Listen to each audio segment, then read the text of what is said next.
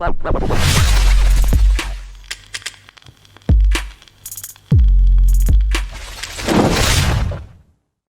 the problem is too many people transact rather than nurture relationships.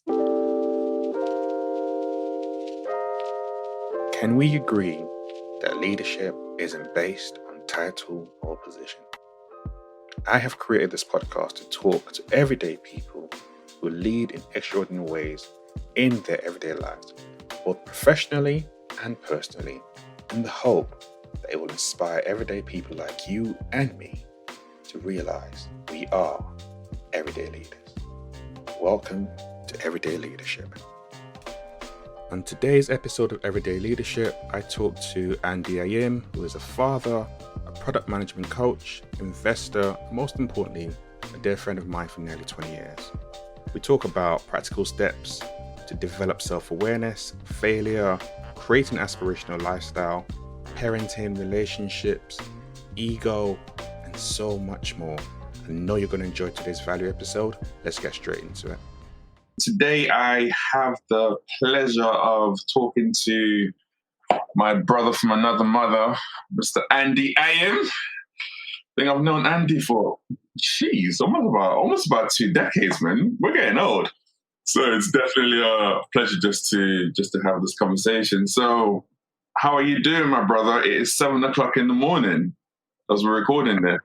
It is. Well, we're both early risers, and the pleasure's all mine, right? Like you've been a massive inspiration and support along my journey. You knew me before. A lot of people know me now, and I think it's important to have, groups of people within your circle that you can grow with, and generally grow with. Grow in terms of our relationships with our respective partners, our relationship with our children and our families, our relationship with work. We talk about everything holistically and anything, scary things, fearful things. So no, I appreciate you, man, and I appreciate the love that you've shown my family over the years. So it's a pleasure to do this. The pleasure is mine. No, we're definitely going to have some fun today. But one thing I definitely want to start with, especially obviously we're still dealing with COVID and just coming out the back of that. So how have you been coping, generally speaking? You know what? COVID's been a blessing in disguise for me because, it just put a lot of things into perspective. And when you're in times of solitude, it causes you to think deep and to ask yourself questions. And for me, it's just made me grateful about a lot of things when I've reconnected with myself, reconnected with my family, reconnected with my priorities again, and what's important to me. And what it's made me realize is that I've taken a step back and I'm probably living an aspirational lifestyle today that I dreamed about 5 years ago, and I didn't even recognize it because I was in this flywheel of just continuing to work and deliver and to do things and to move fast and to be a Londoner. So stepping back during COVID has just been a real blessing in disguise, like to wake up and see my daughter in the morning, to put her to bed, to spend time having deep conversations with my wife every day, to finish working and work remotely from home, but augment work around my day with my family, So from 10 a.m. to 1 p.m. every day, I'm spending it with my family and it's blocked out. I don't care what meeting there is. I don't care what I'm missing out on. I'm comfortable with the opportunity costs. On the rare occasion I eat into that time. So, to be able to go on those daily walks and stuff just reminds me of the little things that are what we mean when we say happiness and consistent happiness. And it's definitely some things that I want to maintain post-COVID around this lifestyle design and just maintaining what I have, because I think, you can have all the money in the world, but we're going to crave the same things like spending time with loved ones, with family, laughing, joking, eating good food. And I can do the majority of that stuff right now. So I just need to keep that up. Eating good food, boy. Have you developed the COVID belly yet, or are you managed to maintain? I've experimented a lot with what I've been cooking. I'll tell you that for free. I made some Jamaican beef patties the other day. I was really proud of that. Are you? Okay. Okay, look at you. I'm trying to tell I called my mum. We're from Ghana. We originate from Ghana. I called my mum. I was like, hey, mum, I made some Jamaican beef patties. And she's like, oh, yeah, I know how to make that. In my head, ignorantly, I'm like, she's talking about beef pies. Now I'm talking about beef patties. And she's like, I know you use turmeric. And I'm like, she knows how to make this? That's dope. And one thing you touched on there is working on you and yourself. So how have you, what's your, like I said, this is 7 o'clock in the morning, what's your morning routine like and how does that help with your productivity? Yeah, it's a great question. So I'm an early riser. I'm a baby when it's the evening. So I play to my strengths. So I wake up between 4:30 and 5:30 a.m. During COVID. And I start off with doing prayer, just meditating on the word or on just thoughts with God, like I like to think about it, to start my day. And then I just do any little odd things around the house, like drying clothes that were in the washing machine or doing a little bit of washing up before I actually get started with what I call deep work, which is just uninterrupted time to just get into work. No WhatsApp, no phone calls, no emails, just doing like 2-3 hours straight of getting into just doing meaningful work. So between like 5:30, 6 a.m. and 9:30, I just focus on that deep work. And then at 9:30, I usually have a call with my team that I'm working with within a large corporate based out in Switzerland. And on Monday to Wednesday, on 9:30, we have what we call our stand-up meetings, just to check how each other's doing, what we're working on, any blockers that we have. And then I get into the flow of my working day. And as I said before, between 10 a.m. and 1 p.m., I try and leave that time reserved so that I can spend time with the family, eat with the family, and go on our daily walk together, as well as doing a little bit of home learning with my daughter, who's 3 years old. And then at 5:30, I switch off. So regardless where I get to with work, 5:30 p.m. is the cutoff. I'm not working at 6. I'm not working at 9 p.m. I'm not working at 8 p.m. And that means every day just being comfortable with the trade-off and the opportunity cost of what I'm not doing. But I'm fine with that. I think you have to be disciplined and have control of what you do and what you don't do. And once people get used to that and understand that you're a disciplined person and there's certain values that you're not willing to compromise, they get comfortable with that and work within the confines of your restrictions. Ooh, there are a couple of points in there actually, because in this world we live in, especially when you're like, it's grind, put in the work. And you just basically said, nah, 5:30, I'm switching off. Doesn't matter what's happening, work is done. That's, in a sense, kind of goes in the opposite vein of the culture and the world we live in, especially in your startup world that you operate quite a lot in. I think one of the things that people undervalue is the importance of building trust. Okay. And to build trust with people that you work with, it's about delivering quality consistently, being a person of integrity, and doing what you said you're going to do. Okay. So that they feel like when I'm not in the room, I trust Andy.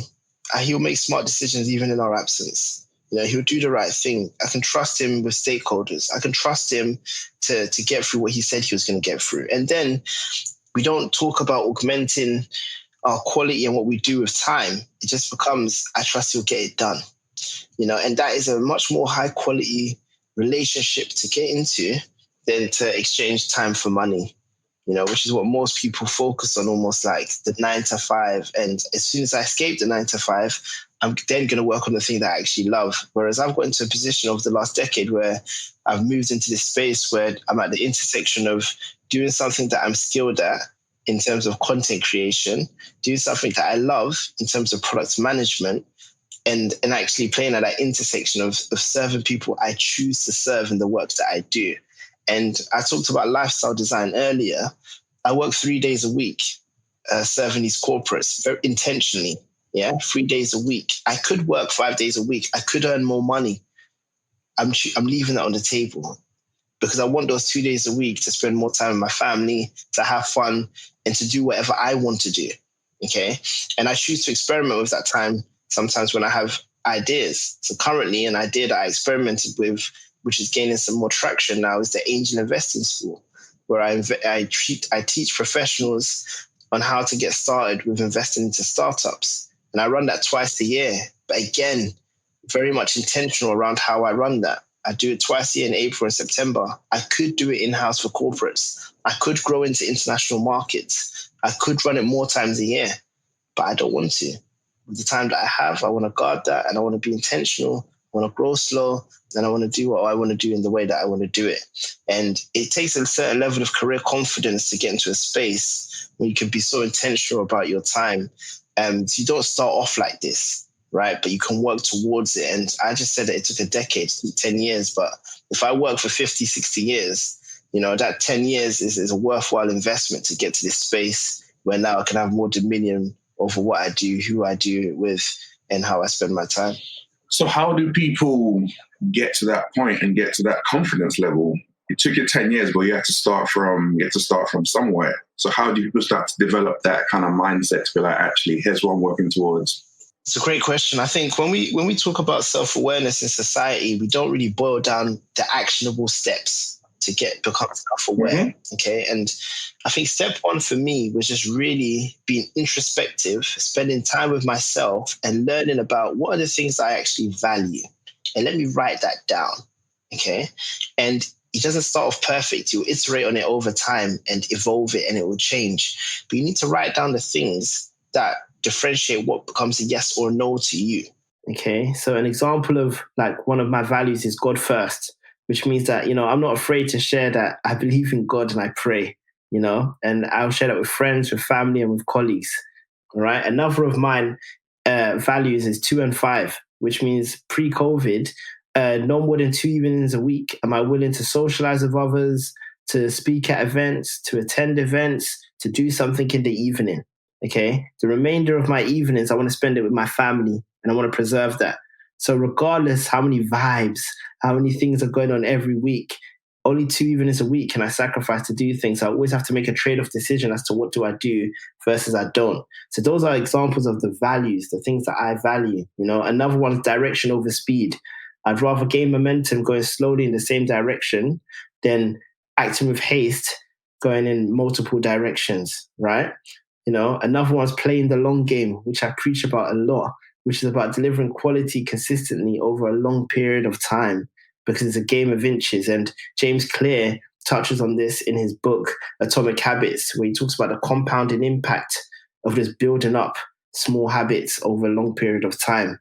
Okay, so these are examples of values, and values help you because they're guiding principles when it comes to decision making. It helps you make smart decisions on a consistent basis because you know the core of what's leading you to make those decisions. Okay. Step 2 for me is like, I'm a big believer in following your curiosity. Okay. But when you follow your curiosity, you have to track the results. So I started journaling about 6 years ago, where I just write down anything I can't rely on my memory for, because you can't rely on your memory to remember everything. Right? So things that I'm learning, feedback that I receive, experiences with my family, like getting engaged or like my daughter being born. I'd write it all down. I'd even put the pictures in there. I'd even attach messages that I may receive on WhatsApp or LinkedIn into that journal so that I can look back every 6 months and I can connect the dots. Okay. And it's almost like Google Analytics for me, because when I connect those dots, it gives me insights in how I can be more intentional about how I can spend my time going forward. What are the things that I didn't enjoy that I want to reduce or eliminate going forward, right? So it gives me that level of insight that you just don't get from relying on your memory. And then step 3 for me is about asking this key question to your friends, to your family, and to your colleagues or people that you just know, okay? At least 10 to 12 people. Ask them, what comes easy to me but difficult to others that you believe I'm one of the best at? It's a really simple question. What comes easy to me, but difficult to others that you believe I'm one of the best at? And when you receive those answers back, analyze those answers for the key words and the commonality across people's responses. Okay. And it's going to be really insightful because it's not going to be what you expect. So for me, people said that I'm great at connecting with people and connecting to people, right? Which means that I can connect with you one-on-one, but I'm also a great connector of people. So I can connect you to other people within my network. And I do those 2 things really well. And the third thing that they said I was good at is translating difficult information and knowledge into simple stories and easy to understand language. So that gave me insight into what my strength is and allowed me to double down on that when I'm actually doing the work that I'm doing every day. Okay, so those are just a few tips on how you can become more self-aware, right? First, codifying and writing down your values. Second, answering that key question around like what comes easy to you but difficult to others. And thirdly, becoming more of a tracker and keeping a journal so that you can connect the dots between what you're experiencing once you start feeding your curiosity and trying things out. When you feed your curiosity and try things out, obviously that means you're going to fail. You're likely to fail. And that's one thing that a lot of people are scared to do. So how do you develop that, you know what, I'm gonna try this. I mean, you wrote on Twitter a while ago, growing up as a minority in the UK, I thought I couldn't afford to fail. I reframe my mind and gain a new perspective. How can you, does that mean you've never failed? No, it means I reframed the way I looked at failure. Okay, failure became more of a badge of honor because what I was doing is not really failing. I was learning fast. Okay, so in every experience that didn't go my way, I learned so that I could be more intelligent when moving forward. So I know what not to do again. I know how I do things differently. Okay, so I'll give you an example. Okay, with the angel investing school, initially I was targeting like professionals such as lawyers and investment bankers. Okay, and I quickly learned through just speaking to them one-on-one that it doesn't work for them. Not because they're not interested, they're very interested, but the delivery model just doesn't work for them because their work schedules are too unpredictable, so they cannot dedicate 6 Wednesdays in a row to doing this program because they don't know what work they're going to have across those Wednesdays. So it quickly taught me that I have 2 options here. If I'm really passionate about serving this audience, I can change my delivery model. For example, pre-recorded videos that I release once a week, and then maybe an Ask Me Anything session on the weekend so that they can do it given the time they have. Or my option 2 was pivot who I'm delivering it to. So forget investment bankers and lawyers. I'm going to deliver it to people that have more control over their time, like consultants, freelancers, creatives, and that's what I chose to do. I said, actually, I'm going to target a different audience. So I'd love to capture, investment bankers and lawyers, but it doesn't work for you. And that doesn't work for me. So I don't want to do the pre-recorded videos because I actually love the conversational style of facilitation that we develop. That's where a lot of the value is, in being question-led, in having the sessions, not just a pre-recorded video. So there's an example of, on the one hand, you can see it as a failure. On the other hand, I learned fast, and based on what I learned, I changed directions. And a second thing that really helped me when I was younger was traveling. Because when I traveled, and it could be traveling across the UK, it could be traveling within London, or it could be traveling on holiday. But when I traveled to places, I always made sure that I was an active participant in the places that I was traveling to. So that means that I got immersed in the culture. I learned a bit about the history. I ate the local food. I learned a bit about the language. And when you immerse yourself in those kind of experiences, you learn, right? Because you're learning about a different way of life, a different way of thinking, okay? And you come back better for it because you now have opened up your sphere of what your perspective was, because now you've understood a different perspective, a different way of living. So that enriches you. The more you experience that, the more open-minded you are, the more you're molded by diversity and inclusion, right? The more it becomes a real thing to you because you see the value in the different perspectives. So again, that's a really good trait, being really growth-minded, open-minded, and really immersing yourself when you travel and meet new people and new cultures. So you've obviously said in the past you traveled to, I think, about 60 countries. Yeah, I don't keep count anymore, but yeah. But what would be let's say the top 3 things that travel has taught you, for one? But 2, why traveling? Because obviously we grew up in the end, grew up in Tottenham. That's not something that comes natural to us. A lot of people don't have passports, let alone to travel outside the country. So what are the top 3 things you've got from traveling, and then why traveling actually? Yeah, so top 3 things is, number 1, I can't just go and be a tourist. I need to be an active participant where I'm traveling to. So I can't go somewhere just to lay on the beach for 10 days and come back home. It's not a great use of my time. It's not a great respect to that journey of traveling to that new destination. Secondly, just in terms of like learning about relationships and history of humans and how humans interact with each other, I believe that we're all born to have a shared experience. No one is born to be lonely. It's not a comfortable experience for any of us. And traveling allows me to connect the dots on our commonalities as humans, regardless of our race, age, creed, or background, but also really value and understand the differences, right? And thirdly, the most important lesson I think I learned, which reframed my mindset when I was growing up, is that, by no fault of my own, I have this great privilege of being born in the UK and being born a man. That comes with benefits and that comes with oppressions, right, or things that aren't fair. Okay, so I benefit from patriarchy just because I'm a man. But it's very exhausting being a black man sometimes, right? Especially with what we see happening in America, what we see happening in the news, what we see with racism and oppression. It could be very exhausting, growing up in a council estate and feeling like there's people that live above me, below me, to the left of me and to the right of me. And every day I need to navigate this struggle of not being bullied, not being robbed, not being stabbed, not being attacked, protecting my identity, but at the same time suffering from racism, right? All of these struggles that you have to deal with, right? So when I traveled, especially to Soweto in South Africa, to Ghana, to the favelas in Brazil, I realized as a young man that I'm actually more privileged than I thought I was, right? Like poverty was relative. And what I realized is that I have high potential, but also high access to opportunity because I was born in London, not even by choice. Whereas a lot of the young people that I met in Brazil, in Ghana, in South Africa had high potential just like me, but had low access to opportunity, which meant that it became very difficult for them to rise and become like I can, right? Like in a simple privileges, right? Like I've got access to the internet. Not everyone has access to the internet. I've got access to a high volume of great jobs in London. Not everyone has that. I have access to education, which was free. Not everyone has that. I've got access to free healthcare of the NHS. Not everyone has that, right?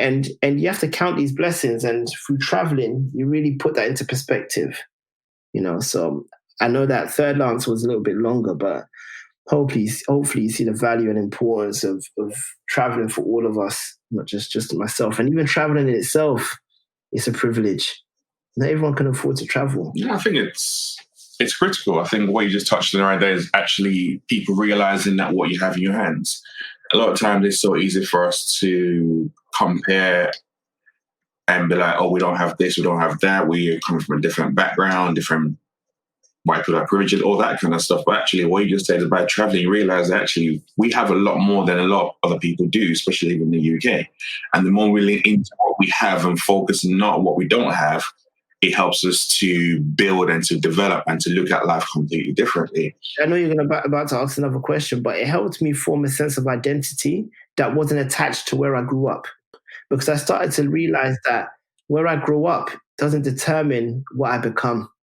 And it was really important for me to detach that, because I didn't want to become this person in Tottenham that does X, Y, or Z, which is what people associate with people that grow up in that area, right? So I formed this level of identity and courage in who I am and who I want to be, right? And what that meant was actually sometimes detaching myself from, for example, an academic institution or a grade that I've got. Like I wasn't an A grader, right? I wasn't getting A stars all the time. I didn't go to the top university, but I realized that was okay, because I got values from being street smart in Tottenham that a lot of my peers didn't have in the workspace.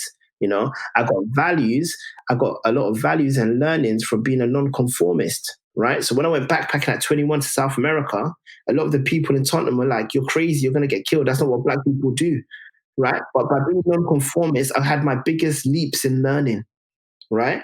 Another thing, I had a group of friends that we used to save with when I was younger, about 7-8 years ago. And we saved £40,000 together, which was amazing at that age. And everyone slowly asked for their money back one by one. But by being non-conformist and doing that, I learned about property investing and investing across asset classes. And that's compounded to where I am today, teaching people about investing, right? So all of these journeys and experiences of me being non-conformist in my past with some of my biggest learning leaps, because what I realized is that growth occurs at the edge of your comfort zone. And I was constantly pushing myself to operate on that edge. That is fire right there. That is fire right there. Living on the edge of your comfort zone is so critical. And you, in fact, both questions are kind of going to one. When you previously talked about being a man and the privilege that gets you, how did you learn to be a man? How did you learn to be a husband, a father, to have the mindset, approach? Where did that come from? So I'm a continuous learner is the first thing. So I'm always a student to the game. And it's very timely, that question, because I'm currently doing a pre-marriage course and I'm loving it. The first class was on communication and effective listening. And I've got so much to improve on that. I wasn't even conscious of, right? Like, a bad habit that I had that I didn't realize was that I'd always ask my wife for clarification, and I'll say, do you understand me? Do you understand what I just said? Or is that logical? Do you understand? But by doing that, I was undermining her ability to understand what I've said. Because why should I have to clarify? I said it. Did I not articulate myself well? I should be questioning myself. Did I articulate myself well there?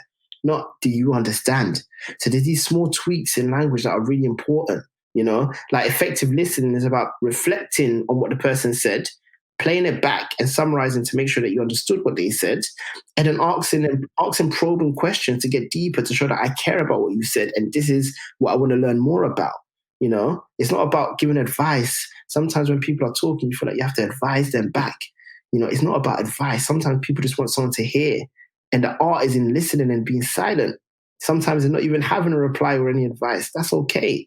But at least you've heard me, right? So I'm doing this course right now that's helping me become a better husband and being a better man, right? And in my father, I learned a lot of traits about becoming a man and as a man thinketh, because I used to see him work very hard. And that work ethic that I saw him work was because he was sacrificing to provide for the family. I appreciate that and I valued that. And I understood the importance now of what he was trying to teach me in going to school, in being privileged to be in this country, in trying to be better for yourself, in trying to be more than he even was in his country. And my dad passed away many years ago, but those lessons have compounded to the man I've become today. In seeing my brothers, I learn a lot. I've got a younger brother and I've got an elder brother. My elder brother was the person in the family who did a lot of things for the first time. Like, he's the one that went to football training first and, got all of these awards for his football ability. He was the one to first go into this primary school, secondary school, and university. I followed him through that exact same journey, the same primary school, the same secondary school, the same university. He's the one that became this amazing CEO of this music startup that generates over $1 million in revenue. He's the one that I followed. He's the one that I've learned from. He's the one that had kids first, that taught me about what it means to be a father.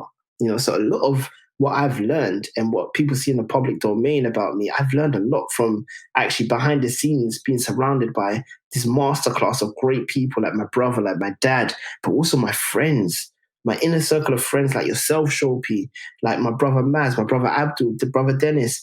These are people that I've grown with for the last 20 years, and we've all been growing and sharpening each other's saw. Iron sharpens iron, birds of a feather flock together. Both of those statements are very true, okay? The downside of that is it's very exclusive experience. It's not inclusive. The upside of that is that we genuinely challenge each other to grow, and in a holistic way. It could be about family. It could be about, work. It could be about your passion and interests. And I think it's healthy to just recognize that not all friends are friends that are good for your growth. These circle of friends might be good for parties. This circle of friends might be good for the library. But it's very special when you have a select few friends who are good holistically across the board. And I'm fortunate that I have that, and I recognize it's a privilege, but that has had a compounding impact on the man I've become today, whether it's a husband, a father, a brother. Like, that has helped me. Even being able to sense check things off those friends and treating them like almost like a personal board of advisors, so that I know that I can come to an informed decision once I bounce off these friends who I trust, and I'm privileged to have that in yourself and others. And Richard Roman said you're the average of the 5 people you spend most time with. I know there's a lot of debate about that, but based on what you said right now, do you buy into that, or? Look, this life is a personal journey, right? So this generic advice that people hear, it doesn't apply to me, it doesn't apply to, that's fine. But it does apply to some people, okay? And there's always going to be a long tail of people that this advice really applies to, okay? Like, I don't know if I call it the average of all of the people that I surround myself with, but I definitely grow and become better because of these people that I'm surrounded with. Right, it contributes to it, being conscious about who's in my inner circle and who's not. Like, there's certain friends I had to drop, right? When I learned that small people talk about people, average people talk about things, and great people talk about ideas, I had to get around some great people, all right? Some of those people are ahead of me in my journey, some of them people are on a transcendent journey, but there's always these relative learnings that you can connect the dots with, especially when, like I said, you keep a journal and a tracker that helps you connect the dots because you can't rely on your memory alone, right? It all connects. It's all connected. I think that the reflective piece is something that you've leaned into throughout your journey, and how critical that really is. That's taking that time to step back, to write, to think, to connect the dots, to start seeing the patterns for yourself. Because the more you can do that, then you can start identifying things around your friendships, your relationships, the way you communicate, the way you lead, all that kind of stuff. It all kind of flows together. Where you need to be able to reflect, which is critical. But that's not something that comes natural to a lot of people, especially guys. I think that's partly because of the ego. The man has an ego sometimes that, and it's patriarchy that's played into that. This feeling that men are above women, men are above in society, men are meant to be the bosses, men are meant to be the workers. This is psychologically impacted man to feel like, yes, we make decisions, and a lot of that is from our intuition and our gut, because I am the man, I am the leader. And a lot of that is toxic. I love that it's poisonous, and it stops us from feeling like I can be self-reflective. Oh no, that's matriarchal. That's a female trait. I can keep a diary. No, that's not what men do traditionally. But what's interesting now with the internet is that it's connected globalization. It's connected us all globally. So now people are much more open and comfortable with sharing that. I keep a diary. I bake. I do the cooking in my house. Or I'm a stay-at-home husband. I can do, because we're reshaping what it means to have an identity. And we no longer care about conforming to the masses. Actually, there's value in our niches and in our tribes. And we can now find our tribes much more easy than we could pre-internet, because we can connect with the people that we belong to. The village is no longer just a physical environment. The village is now online. And talking about you and what you do, obviously you talked at the start, you work with your Angelique AIS, the investing school, you worked with underrepresented founders. That's one area you focused in the last decade or so. Why did you step into that field, into that area? Did you feel it was your duty to pick up the baton to represent being from Tottenham, or what drove you to do that? So in 2015, I had an interesting experience where I worked in Silicon Valley and San Francisco for about 7 months. And what I saw was the ability for a lot of mainly white middle-class males to turn their earned income and networks into passive income, and this journey of prosperity and wealth creation that's created at this intersection of tech and finance. Okay. And what I saw was that, a lot of these technologists were getting funded to build amazing, incredible companies, right? And I was sitting at the desks of a lot of the VC investors, the venture capitalists, and I learned very quickly that there's a very narrow set of people doing the investing and a very narrow set of people receiving the money. And I learned statistics such as 1% of venture capitalist funds go to Black founders, and less than 0.2% went to Black women. And this didn't sit well with me. This became a call to arms for me, and a challenge that I wanted to see change in the future, right? So I didn't sit comfortable with that. Even if I could move that percentage by 1%, 2%, I know that I'm contributing to meaningful change. So then I said to myself, actually, I want to see more people like me go along this wealth creation journey and participate in this too. It should be open to all of us, And I started off with writing blogs. Simple as just writing blogs about telling stories about Black founders and, Black investors, to really profile people so that there's more relative role models that people can see that they identify with.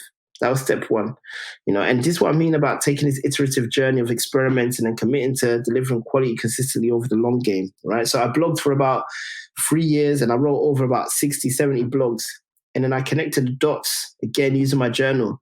I connected the dots to see what the commonality was between what I was blogging about. And it was definitely this intersection of startups, investors, and the culture. And once I knew that, I doubled down on that. And I said, I want to start a podcast where I interview people like this so I can tell their stories in a different way. And one of the people that I interviewed was a lady called Arlen Hamilton at Backstage Capital. And she was a Black woman, she was gay, and she was entering into venture, which is an industry that wasn't traditionally, we didn't traditionally have Black women leading funds, all right? And she has this incredible journey that you can read about on Google. And long story short, off the back of the podcast, which I never brought out, which on the surface people feel is a failure, I nurtured a relationship and she hired me to work at Backstage Capital. And I helped to build their global accelerator program across LA, Detroit, Philadelphia, and London. And we invested in the end around $2.5 million into 25 different diverse-led startups.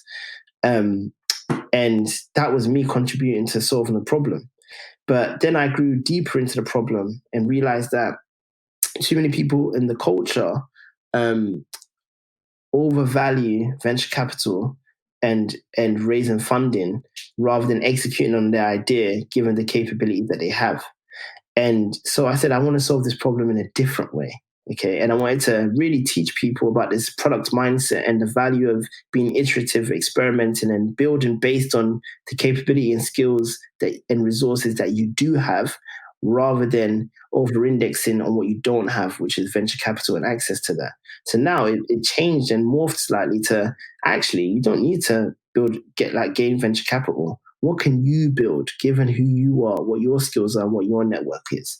And it's a different way of reframing that problem, because the goal isn't to raise funding. The goal is to build a meaningful mission-led company that delivers real value to the market and has actual customers that are driving your growth, because you're serving people, right? And I want to see Black-owned businesses in the UK grow to 500K EBIT, like earnings before interest and tax. Like, I want to see us grow to those levels beyond the UK, and that doesn't necessarily require venture capital. And I think it's important for people to understand that, because venture capital funds less than 0.5% of new businesses, whereas, for example, debt from the bank funds over 20% of new businesses. So we really need to reframe how we see this journey of value creation through starting a company.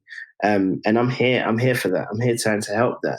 And at the same time, I'm here like training professionals on how to get started with investing in startups, because the majority of people that start businesses sometimes need just that first vote of confidence, support, and capital from an individual or group of individuals, which we call angel investors.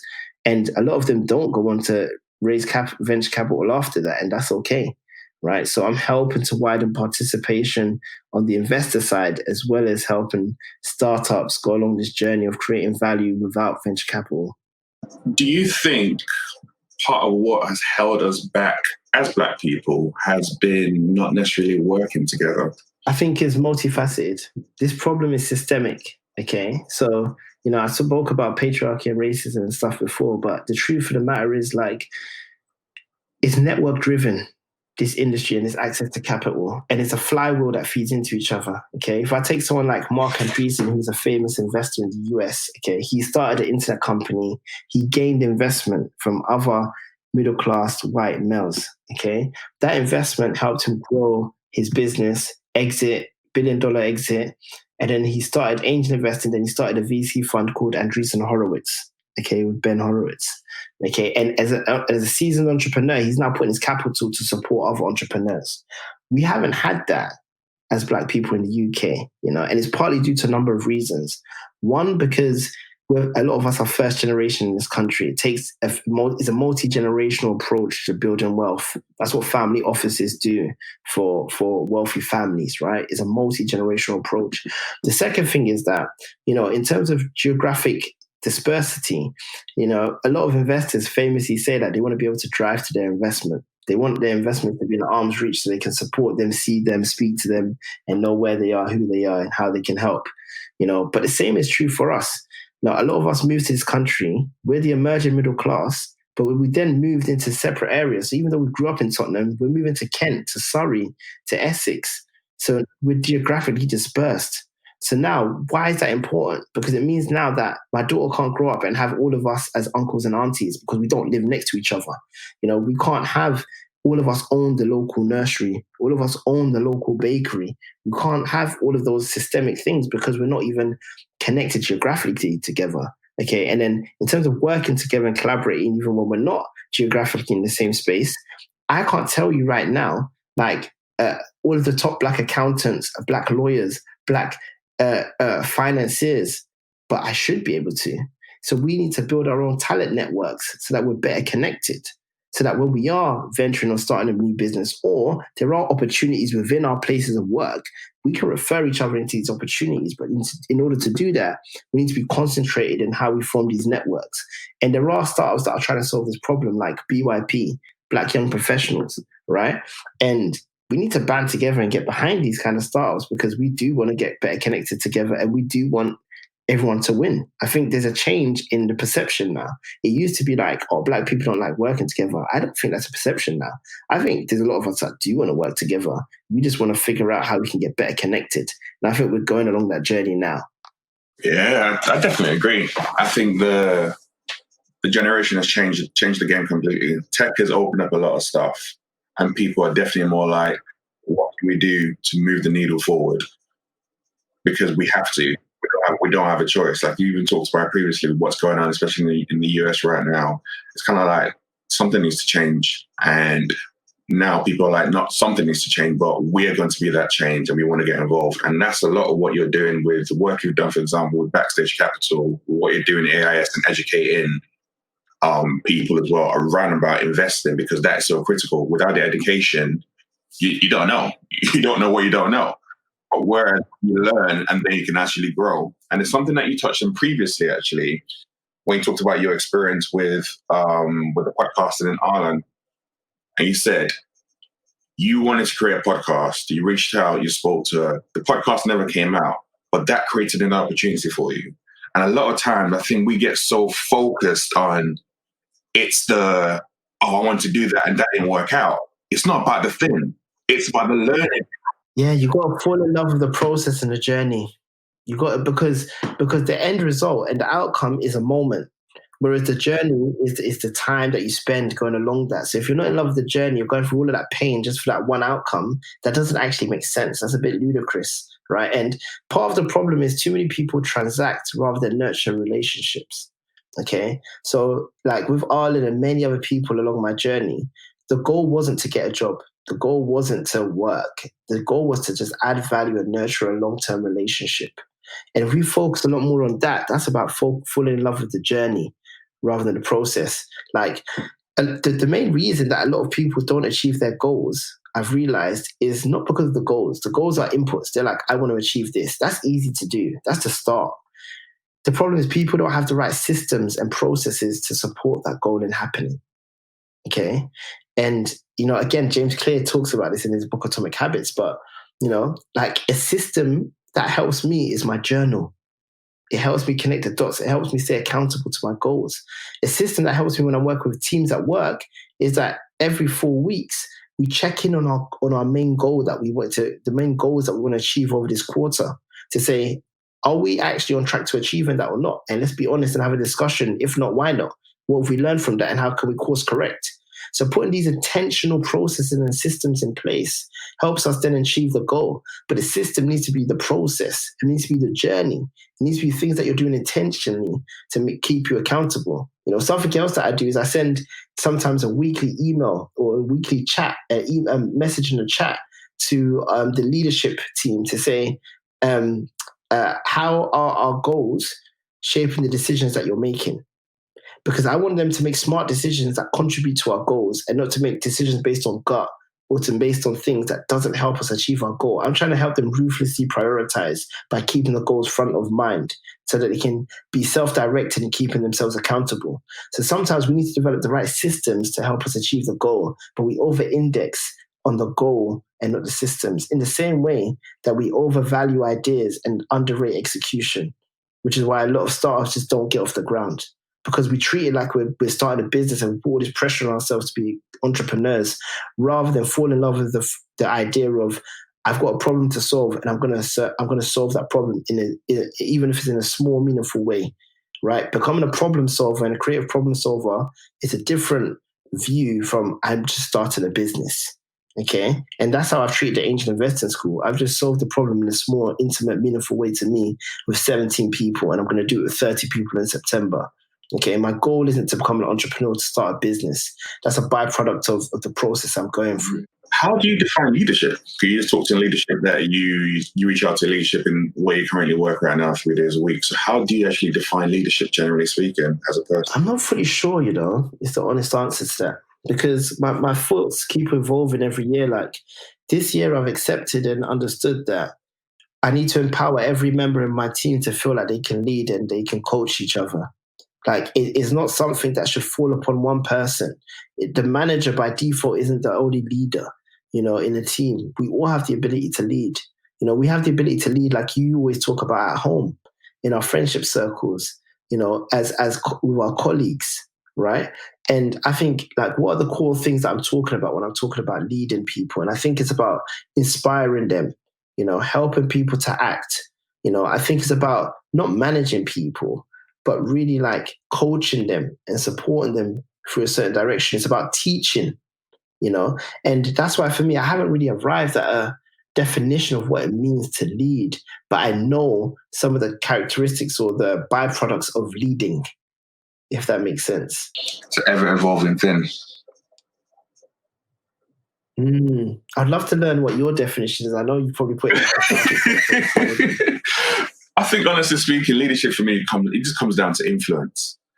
Like you said, it's not, forget about the titles. I mean, I've been in organizations where you might have a VP or CEO or top-level manager, and no one listens to them. And then you can have a day-to-day person who has absolutely no title whatsoever, but they wield a ridiculous amount of influence because they spend their time on the ground getting to know people.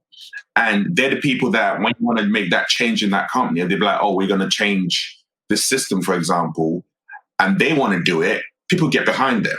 When the CEO says, I want to do it, it doesn't work, and they spend X amount of million just wasting. And you look at it, you're like, that's the title right there, but that's leadership right there, because one is influence. So it comes down to influence, because in your house, you're leading. You're either leading with your partner or with your kids. You're leading with your friends, in your social circles, in whatever it is you're doing, even on a day-to-day basis. I can go to the shop. The other day, my wife went to the shop, and it was an Asda, and she was there talking to the cashier. And ended up having like this conversation for about 15 minutes. And the woman was like, you know what? No one's really spoken to me since COVID happened. And it was so great just talking to you. And that made her day. For me, it's those little things of just reaching out and touching people. That's leadership. That's influence. That's where the biggest impact comes from. People like MLK, for example. MLK was a leader, and his influences has become a legacy, not because of a title he never had. It's because of the influence he had with the people and his words. That is leadership to me. And that's why I say it's so critical that we lean into that. It's what influence do we have? What influence can we use in our circles? And that's how it multiplies.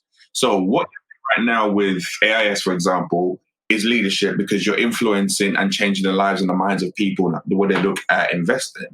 What you've done with Backstage Capital is all about influence. What you've done when you do your talks is all about influence. That's why a lot of people gravitate towards you, because people can lean into your story because it comes up from a genuine, vulnerable place of realness. It's not you're not trying to go into any relationship conversation you have thinking, oh, I want to have a business. It's more, actually, what can I do to help you grow? And once you have a mindset, it changed the game completely. I love that.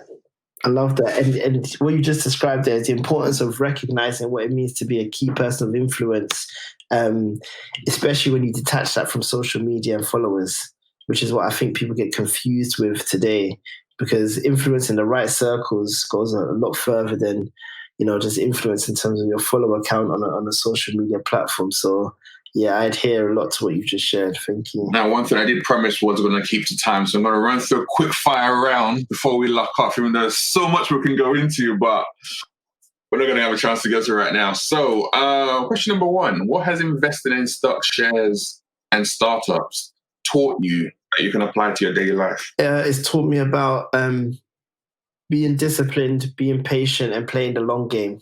And I think that applies to my wider life. What's the one thing you admire the most about your partner? I admire most her consistency.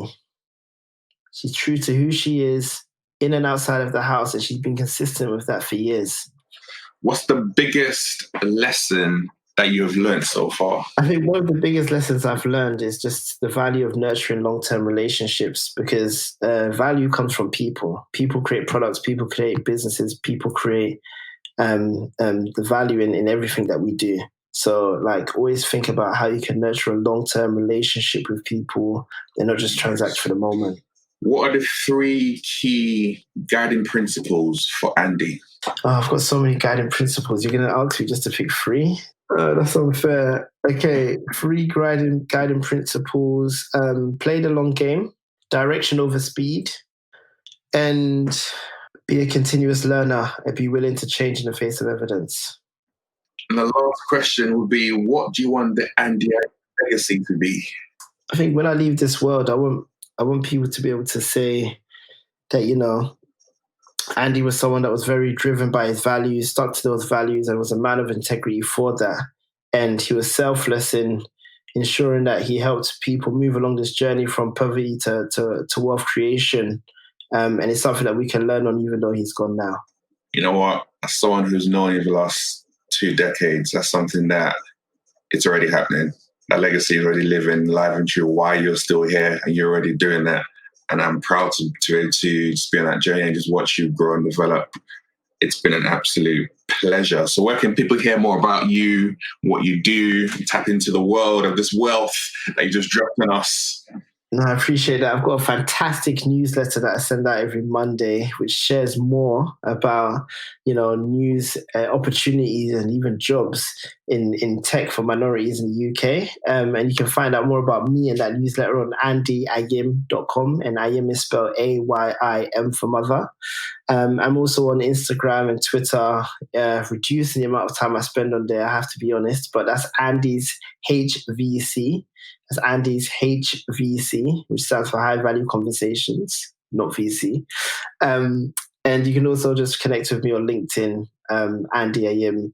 I share a lot of content on LinkedIn as well, and I'm happy to connect with all of your listeners. It has been a pleasure talking to you, Andy Ayim, and really, really appreciated it. Thank you for listening to today's episode of Everyday Leadership. Don't forget, I have show notes on my website, everydayleadership.buzzsprout.com, so check that out. And if you enjoyed today's episode, make sure you subscribe and tell someone else. Appreciate your support. I'll see you next time. This is Everyday Leadership.